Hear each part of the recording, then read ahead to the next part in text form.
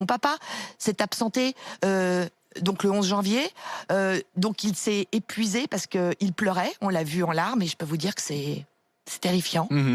Et il est rentré en cardiologie, on disait ah oui, il y a un problème cardiaque. Bah, parce qu'évidemment, il s'épuisait, vous savez, de tristesse. Hein. Il y a des gens qui, quand ils se font quitter, peuvent évidemment, le cœur peut lâcher d'émotion.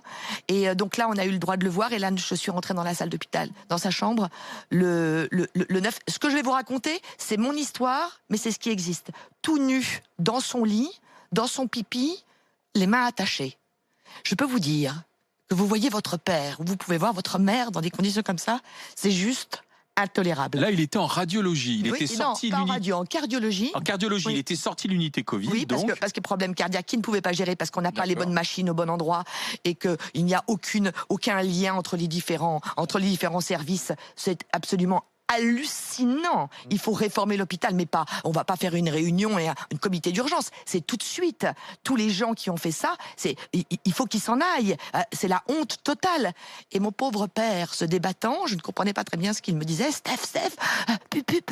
Et donc il était complètement sur une couche, tout nu. Et on dit c'est normal, on n'a pas le temps de les habiller, donc on les laisse comme ça. Je sais pas. On se bat contre la maltraitance animale. À un moment donné, c'est très important.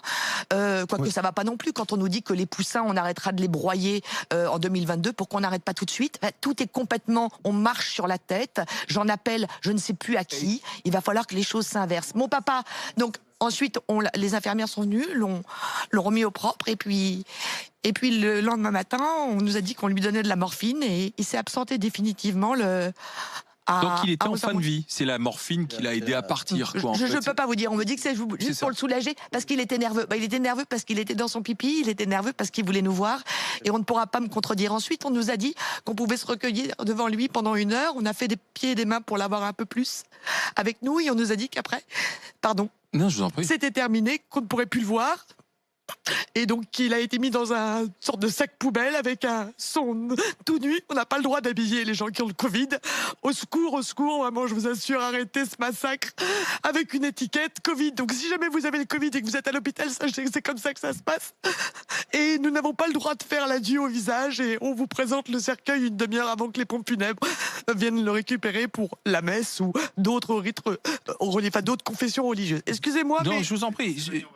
Mais entre le moment où votre père est rentré à l'hôpital et le moment où il est décédé, en fait, vous n'avez pas pu le voir une seule fois. Si, il est rentré à l'hôpital le 13, il est rentré à l'hôpital le 14, le 14 décembre. Le 15, le 16, le 17, le 18, jusqu'au 29, on a eu le droit de où le il voir. a été diagnostiqué Covid, et alors là, ça a été terminé. Si, diagnostiqué Covid, il est resté quand même en unité cardiologie, en soins intensifs cardiologie.